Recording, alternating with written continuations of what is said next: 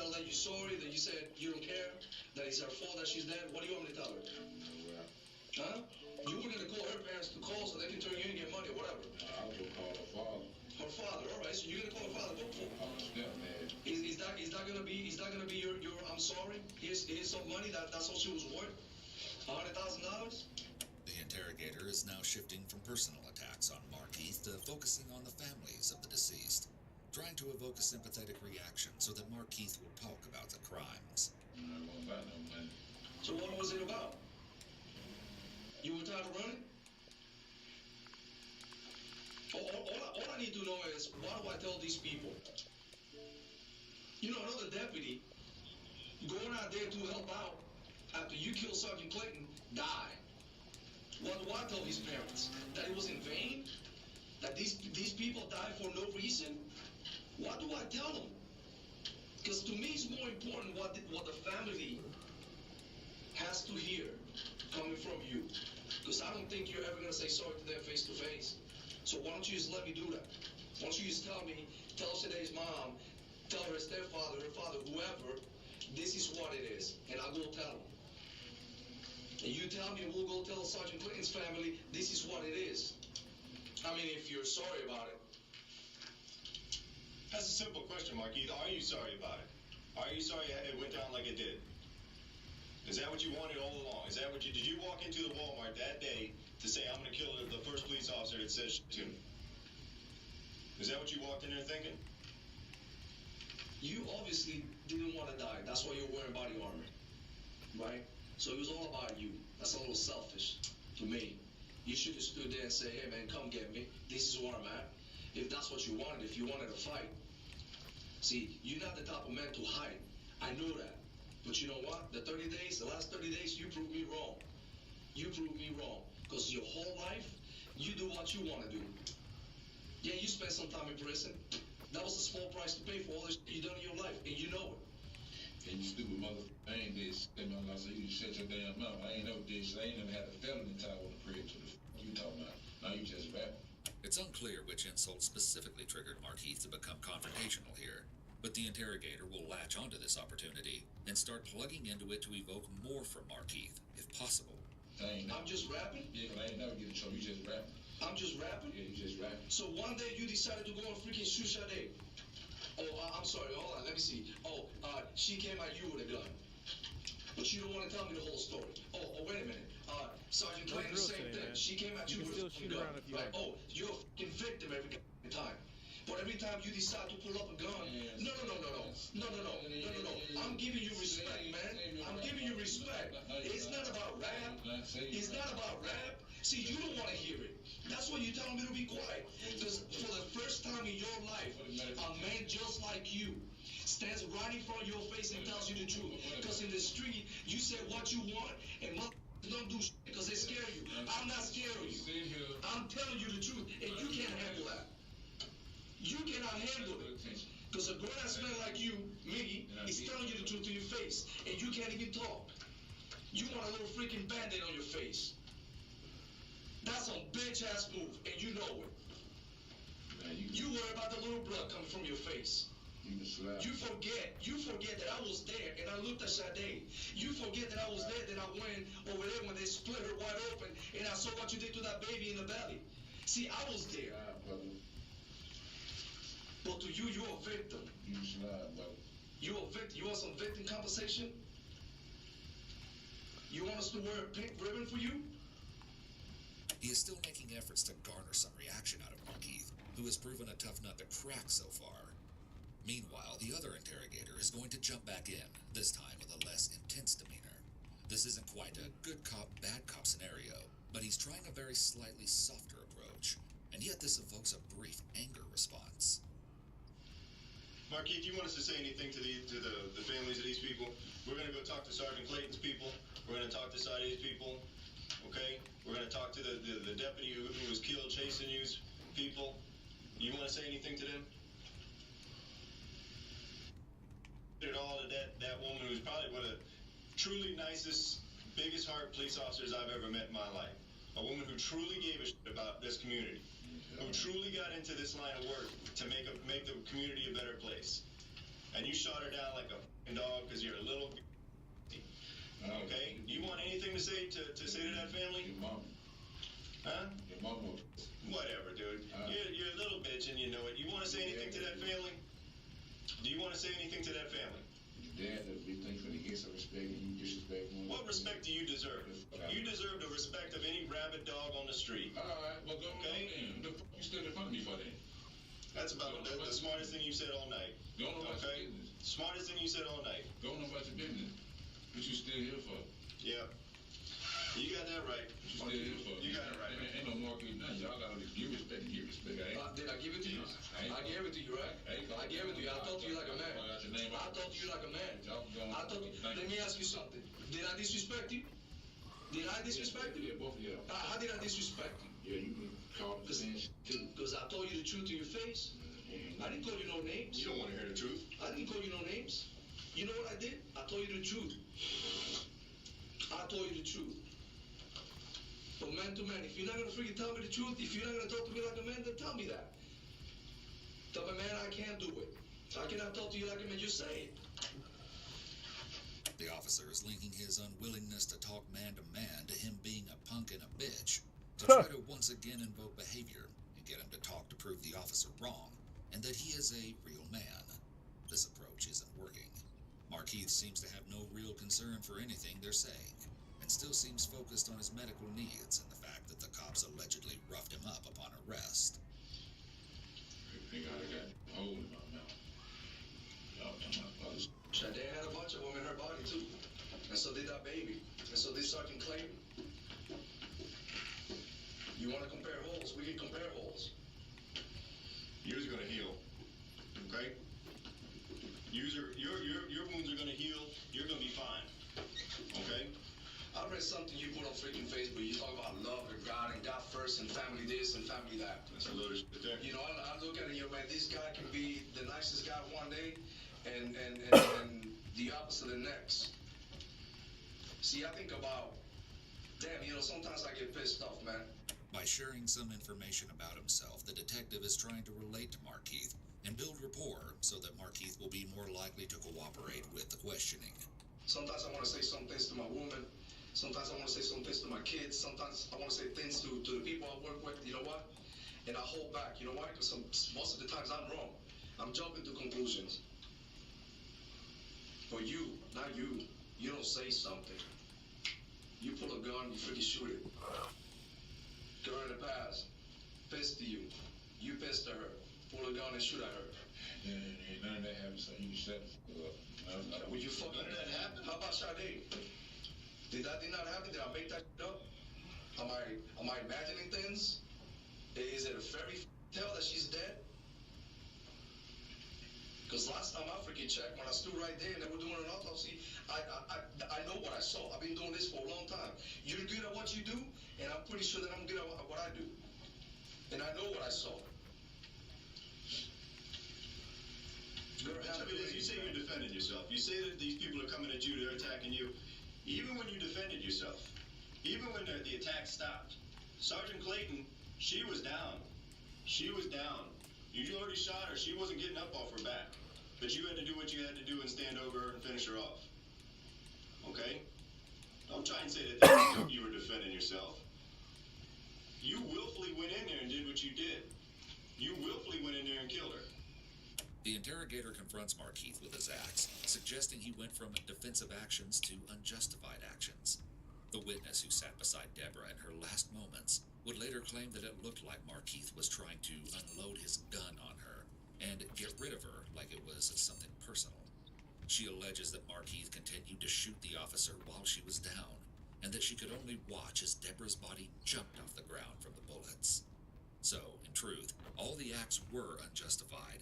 But by drawing the line, the interrogator is trying to get Markeith to justify or explain his account of events. You had all kinds of options. Starting with the second she walked out the door trying to do her job. You had all kinds of options that did not involve doing what you did. And the best option was for her to fall back and watch the hurt all there. At some point, the police gotta come at you. So she falls back and she watches you, and other police officers come. You wear a body armor and you got a 40 cal on you. And they already coming. And then what are you gonna do? You gonna shoot more officers? How many officers would have been the appropriate number before you would have given up? They could have roped me off anyway. And then what? They could have roped me off anyway. How many officers would it have taken to stop you? Since one is not enough. They chased you. You had that opportunity. You shot at the deputy. Okay? You took that opportunity. Every encounter every time someone fronts you, you go to gun. Then y'all already done made up stories and Well, what story is made up? I just went there and shot of y'all.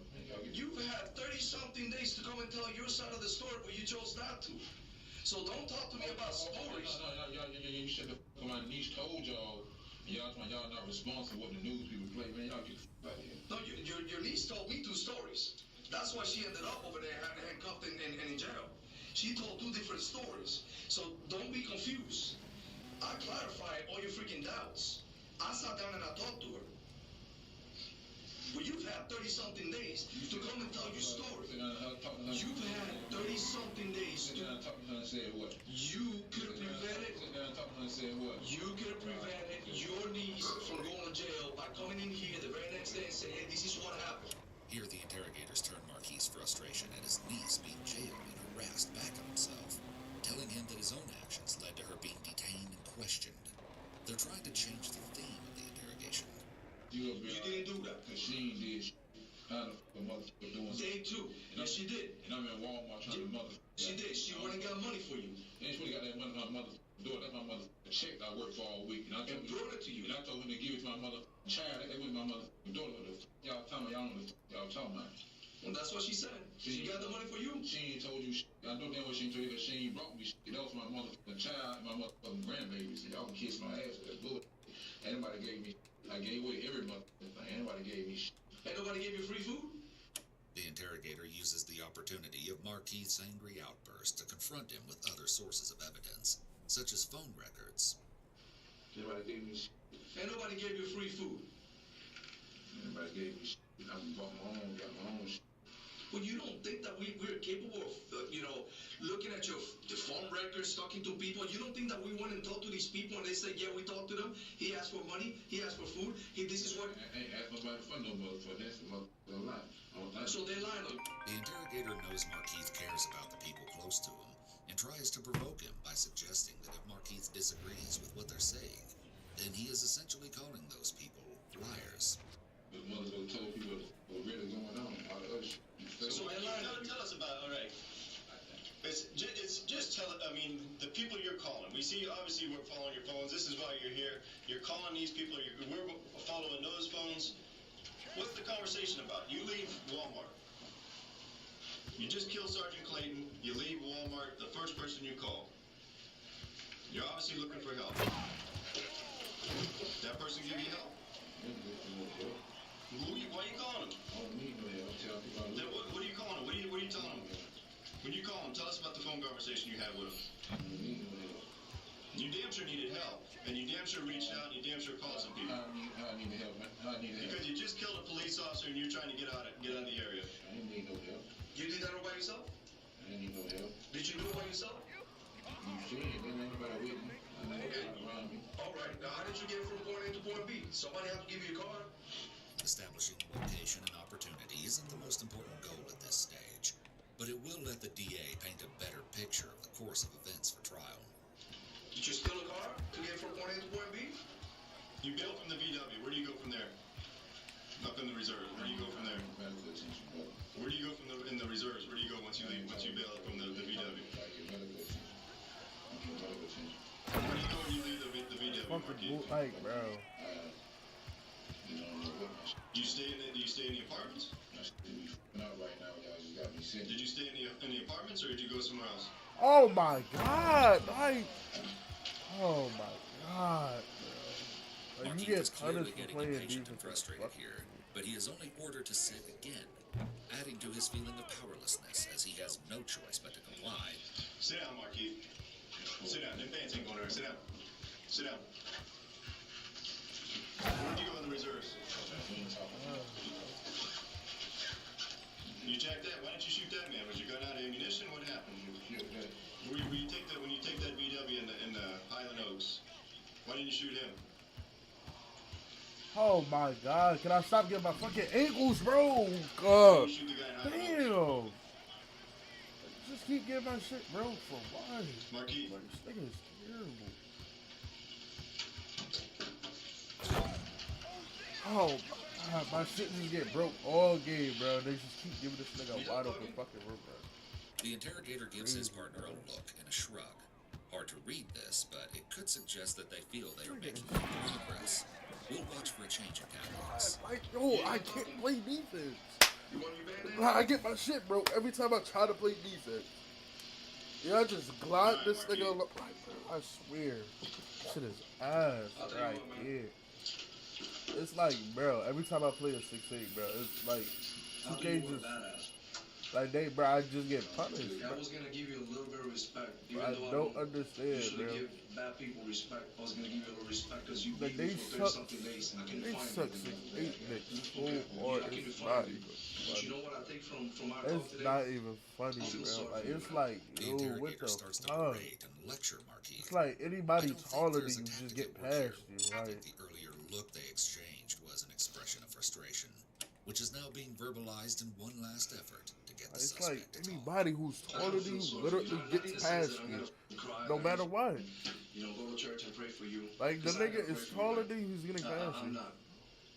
You know, I've Defense been is to so church for a long ass, time, bro. but from time to It's time, like I you pray for get people. punished I'm for not gonna pray being you, man. short. You know what I'm gonna do, man? I don't feel sorry for you. You have a 6'4" and a 6'6". Every time I play a 6'8", niggas just that walk baby, you past. killed Sergeant Clan, and you ain't man enough to take responsibility for it. So the only thing that I can tell you today, right now, before I walk out, is that I thought I was gonna give you a little bit of respect. Man, you the last time I have for you, man. And I know you don't give a fuck. Because you much rather people fear you than respect you. Guess what? You're a rap. You're a rap. You nothing anymore. You nothing but a sorry ass story.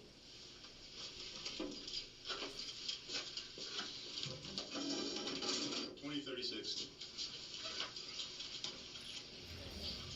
This is gonna be interview with Keith Lloyd in reference to Sade Dixon's and her unborn child's death. His interview was conducted at Orlando Police Headquarters. The time right now is gonna be Open your eyes, Markeith. 39. Open your eyes. That was a true angel right there you put down. Making the suspect open their eyes to look at a picture of one of the victims is another emotional reaction tactic interrogators will use. It was a true angel you put down because you're a pointless little f***ing dog. Okay? And my only regret is that you're breathing right now.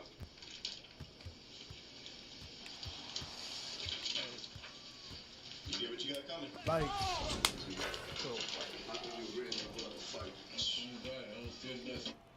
You don't fear nothing. You know what? In this case, put me in the street. Beat the case. That's what you gotta do. Beat the case. Beat the case.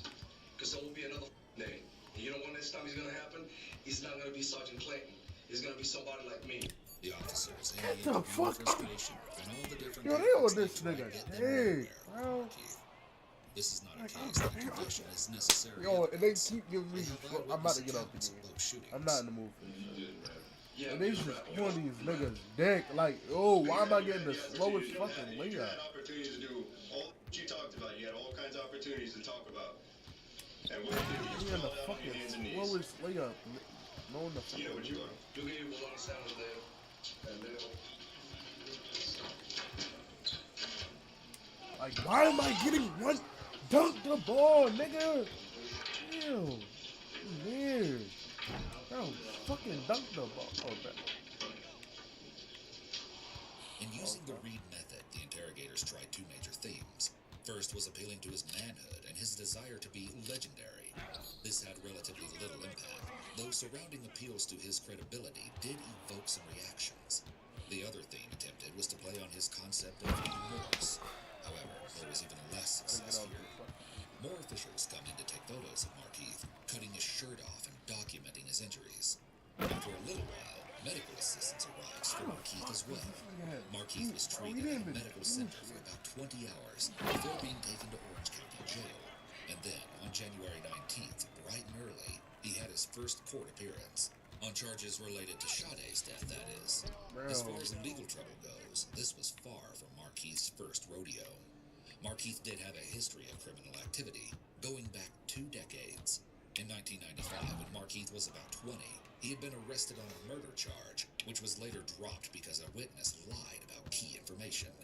Then in 1998, he was accused of battery on a law enforcement officer. and spent 4 years in jail. Markeith attacked at least one guard while doing time for dealing drugs, and in 2010, he was caught with homemade weapons. Niggas spam one move, bro, and get Yo, I can't, bro. I can't, bro. These 6'8", bro. Oh my god, like. Yo, these 6'8" get so fucking melt, bro. It's not even funny. Niggas do one move, bro, and I'm getting. Like the niggas just sliding off my player, bro. This not even. This shit not funny, man. Niggas just slide off my fucking player, bro. Just slide, like, bro. It's no contest. It's no bump. Choosing to represent himself was a bold choice. Markeith may have had some grandiose traits, believing that he was so superior that he could do better than a lawyer. He may have enjoyed the feeling of power as well as the attention. On the other hand, literally it's getting also possible that Markeith had such a mistrust in authority that he felt he couldn't rely on a lawyer to be on his side. It's clear that nobody really thinks this is a good idea, but as the conversation goes on, and then when them niggas guard me, when they guard me, it's over. It's over. Them niggas get every bump, every contest. It's not even funny. It's not even funny when these niggas guard me. It's like all my dribble moves go out the fucking wall. Like, bro. Like, niggas spam one move, bro. Catch that shit. Like, damn. It's like any nigga who taller than you is spam that move, he's getting open. It's one move, get open. You got niggas literally spamming one move, getting open. The defense is fucking tough. Take that shit out the game. It's like, yo, any nigga that's 6'6", you can't compete with a 6'8", period. I don't give a fuck how good your defense is. You're not competing with them niggas. The niggas slide right there. Like, bro, it's no win, bro. It's make a 6'8", or 2K not going to suck your dick. Like, bro, I beat any nigga that's under 6'8". This may have been an egotistical motivation, as he wanted to take like, all holy the fuck, credit so that tired he of did playing everything by 6'8", himself. bro. That shit is annoying. Alternatively, he may have wanted to protect his family or friends from getting in further trouble. While psychopaths are unable to form emotional connections to others, sociopaths may form some meaningful relationships. Alright, here's what I'm gonna go out of here, bro. I by myself. How in the hell anybody help me doing anything? I went and Walmart myself to buy food. Wasn't nobody doing nothing for me. Now, the three people in question here are actually Markeith's former manager at a place called Texas Fried Chicken, who was alleged to have given Markeith food, Markeith's niece, who is believed to have picked up money for him, and one of Markeith's ex-girlfriends named Jamise, who was thought to have collected rent money from a woman at Markeith's apartment and planned to pass it on to him. Some have called these arrests into question, wondering if they were truly justified, or if these people were unfairly detained and employed to lure Markeith out of hiding, which has just been another popular talking point in this complicated case. God, bro, In his nigga, final what? appearance, Markeith brings up his injuries and says there was no reason for the violence he endured. Y'all swear, bro. See what they did for me. Or they done took my eye. They done broke my jaw. So I resisted, but I crawled. Yo, defense is so tough, bro. Am I good? Like, bro, it's like I'm not even near, man. It's like I'm not near. Yo, bro, I'm about to tweet, bro. Following Markeith's claims that he was Yo, bro, these niggas is not good, man. This shit about to blow me. released the helicopter video you saw earlier, which appeared to show one man kicking Markeith during the arrest. Police Chief John Mina held a news conference to address the content of the video. He says that officers were concerned that Markeith could have been hiding something within his body armor because of the way he was struggling as he crawled on the ground. Furthermore, Mina asserted that Markeith didn't comply when he was told to put his hands behind his back, which was one of the reasons force was used. It is reported that the officers kicked and punched Lloyd in the face and struck him numerous times with the muzzles of their rifles, causing cuts to his face and back and a fractured eye socket, which required surgery. Markeith ended up losing that eye as a result of the injuries. The state attorney's office determined that these actions met the definition of deadly force, or force which was likely to cause death or oh my god, all the bro. same, According to the Orlando Yo, I'm about to get up this the state game. I attorney's can't, office bro. cited Florida's Like these standard niggas, crime law like these and niggas ultimately suck. found that the use of force was lawful and justified. Markeith soon made his second appearance, where he was once again combative with the judge, and for some bizarre reason, he at first ignored Like every nigga's denied moving he was Markeith Lloyd, and then started asking who Every she nigga's was. moving faster than me, bro. Sir, you're Like, here for the charge of murder of a... Ain't no Markeith Lloyd. Who are you? All right, you're here for murder of a law enforcement officer, attempted murder of a law enforcement officer, carjacking with a firearm, aggravated assault with intent to commit a felony, and finally, possession of a bulletproof vest and commission of a felony.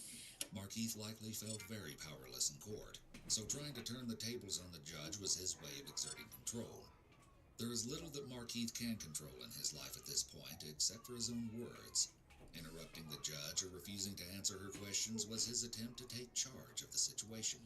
Mr. Lloyd, do you want the services of the public defender? I'll ask you again. Mr. Lloyd, would you like a public defender appointed to represent you? We have a claim against him. May I ask who your name is, ma'am? All right, I'm finding he didn't fill out any paperwork corrections. It's my understanding he didn't want to, so I'll go ahead and find that he's waived his appearance for today. Please, ma'am. His first appearance is over. Good luck to you, Mr. Lloyd. That conversation was certainly less than friendly, and unsurprisingly, a third court appearance didn't go much smoother. Markeith wore a bandage around his head and left eye, and he cursed at the judge again, saying, "I'm here for what? Resisting arrest? And this is what happened to me. Q." Nonetheless, a judge eventually ruled that Markeith was competent to represent himself. Fast forward to February, and Markeith is formally indicted on charges related to Sade and Deborah's deaths. Despite Markeith's insistence that he wanted to represent himself thus far, he suddenly declared that he wanted Florida's highest-paid capital litigation lawyer, Terrence Linneman, to represent him in his murder cases, a wish which was eventually granted.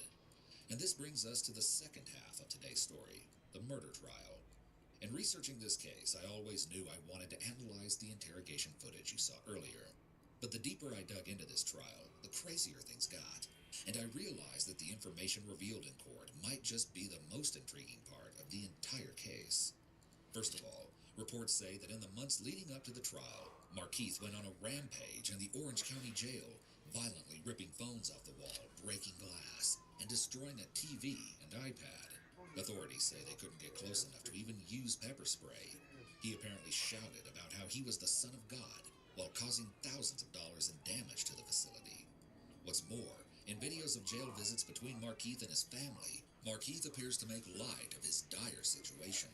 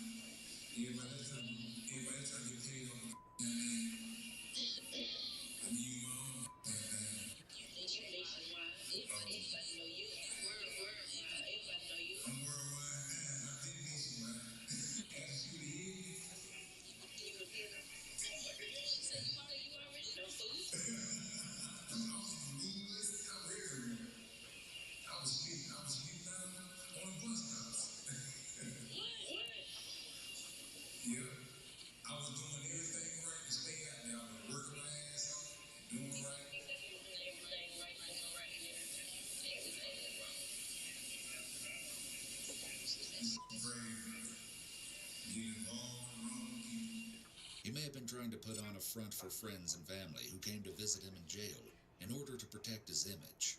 He also seems to make fun of Sade.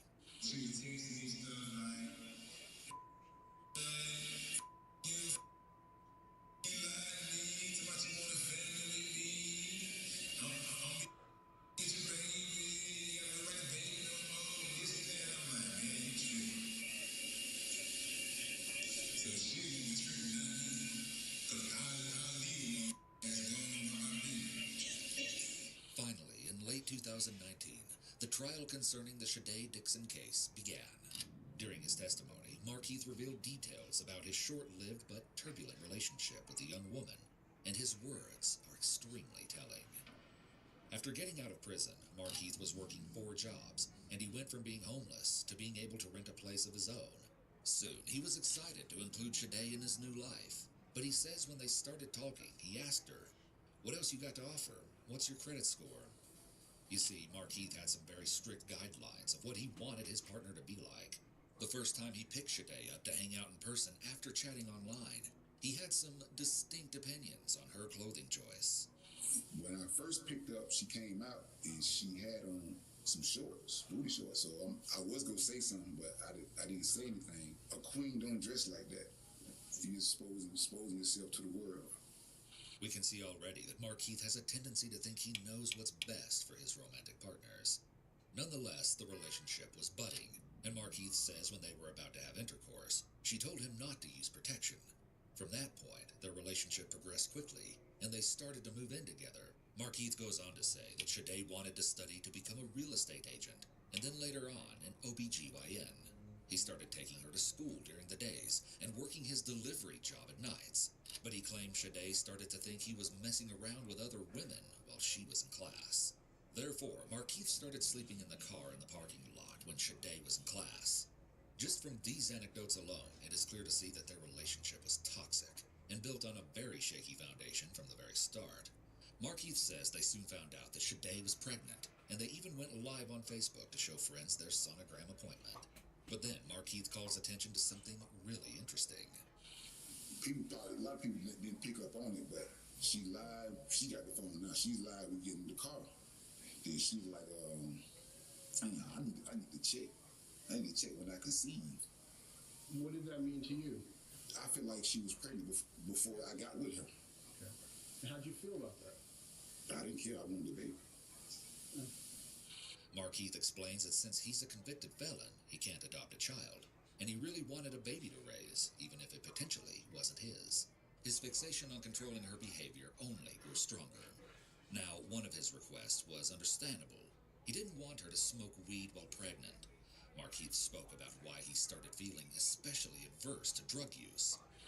We was in the car, I smoked with her, and it had my whole body hurting. So I'm like, oh my God, my whole body was hurting. I'm like, Shade, you got this. I thought it was a sign from God, because if we is doing this to a grown person, what you think is doing to a fetus that's trying to develop a brain? Markeith began to suspect more and more that Shade was smoking marijuana during her pregnancy, which became one of his biggest concerns. But Markeith's worries about Shade's lifestyle didn't stop at drugs. He also started instructing Shade not to eat meat. He supposedly hadn't consumed any himself in 10 years, saying that he doesn't believe in killing God's creations.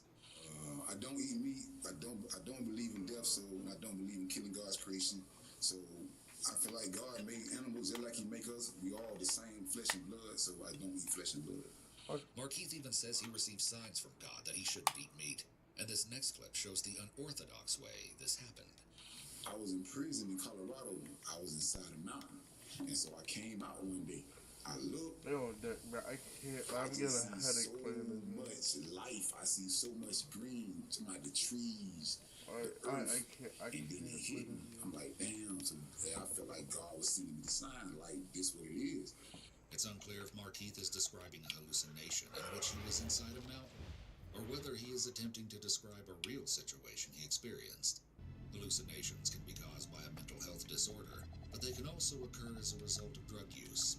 So it hit me. When nature is alive, it's green. The grass in the trees. When nature is dead, it's brown. And they say you are what you eat, so you really are what you eat. So if you take in death go follow. When you start eating how God created you to eat, your feces is going to come out green. Markeith says he feels like he gets signs from God all the time. Markeith's unique moral system also presented itself in more questionable ways. Once, when Shade misled Markeith, he grabbed her leg and pushed her down in anger. Later on, though, he felt like what he did was wrong. He cut his long dreadlocks as a show of self-punishment. Things continued to go downhill, and eventually the relationship soured to the point where Markeith decided he wasn't too sure if things were going to work out with Shade. However, he didn't want to leave right away, because he claims her family wanted her to get an abortion, And as he didn't agree with that, he had a plan. He would wait until she was 6 months pregnant to leave her so that she wouldn't be able to terminate the pregnancy. Interestingly, SHlT's mother denied the claim that she had suggested an abortion to her daughter, and Markeith even admitted on cross-examination that he had only heard this secondhand from SHlT. Markeith really kept harping on how much he had wanted this child. In fact, Markeith didn't just have a rough idea of what he was going to do to keep the baby. He had a whole plan laid out. Markeith explained that he cheated on SHlT with one of his ex-girlfriends once. And, long story short, Markeith planned to raise SHlT's child with this ex-girlfriend as a plan B. One day, she went somewhere. By this time, she just lied. She was lied about so much stuff, so I didn't trust her. So she went somewhere, so I called Janice. So she was like, will your girl last? I don't know. She probably with somebody. I don't know. And then Janice went and had sex. And so that's when I told him, like, man, we go get back together. I'm like, I'm gonna get her 6 months to get her stuff together. I said, she got her stuff together, I'm gonna stay with her. I said, if she don't, then we gonna get back together. Because that 6 months, she ain't gonna be able to get her abortion. So then she was like, all right, bet. So I made future plans for Janice to be the mother. It seems that Markeith had 1 foot in and 1 foot out of the relationship with SHlT. And this infidelity would end up being one of the last straws in the crumbling relationship. But one of the most heartbreaking parts of this footage is when Markeith talks about SHlT's children. He describes a trip they all took together to a lake shortly before SHlT's death. But Markeith's anger grew because he felt like SHlT was distracted from outing with her kids. And he claims it was because she wanted to go smoke pot with friends. I said, why you just sit there lying in my face like I'm some fool, like I don't know you how? I said, you see, you started this trash. Why these kids around here?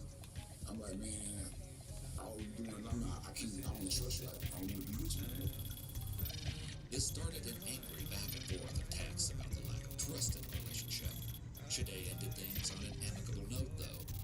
After Markeith dropped her off, SHlT wasn't responding to him for a while, and so he sent her some long-winded texts telling her she could do whatever she wanted with her life, but he wanted her to keep the health of the baby in mind. And then, on December 13th, about an hour before the shooting happened, SHlT responded to Markeith's messages saying, "Don't expect the baby."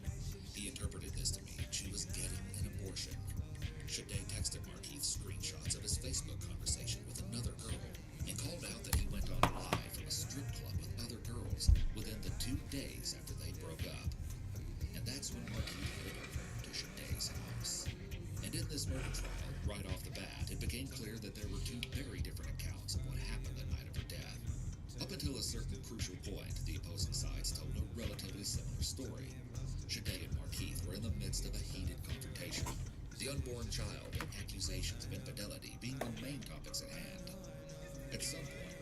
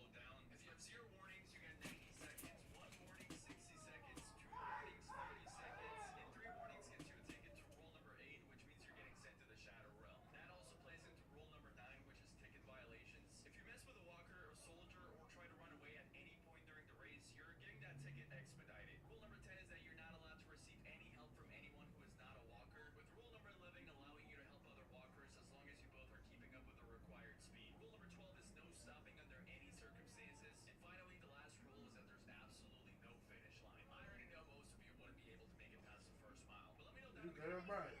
Go ahead. Oh.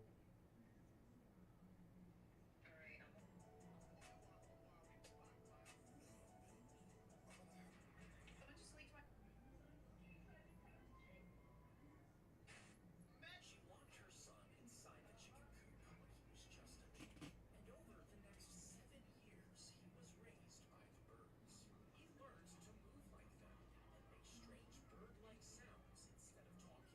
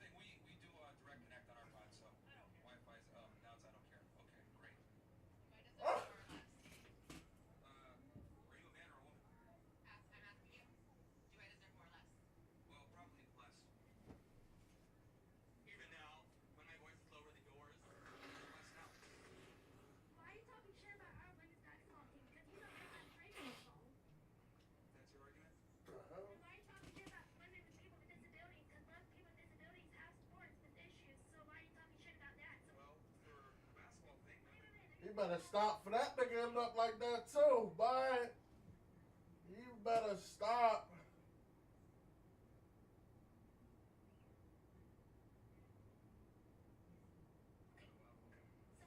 You better stay the fuck. You better stop doing them college interviews, nigga. You gonna end up like that nigga.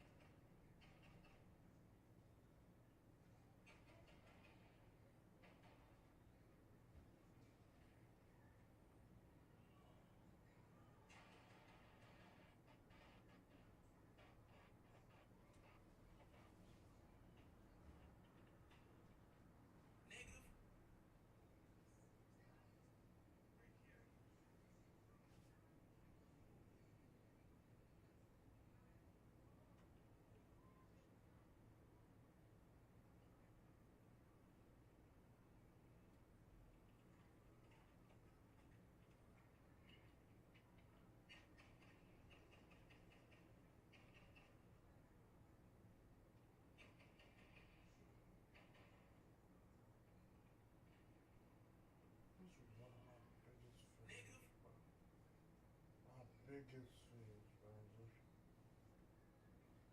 Like, just be it.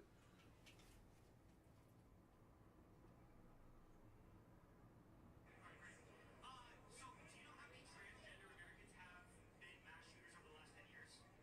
Too many.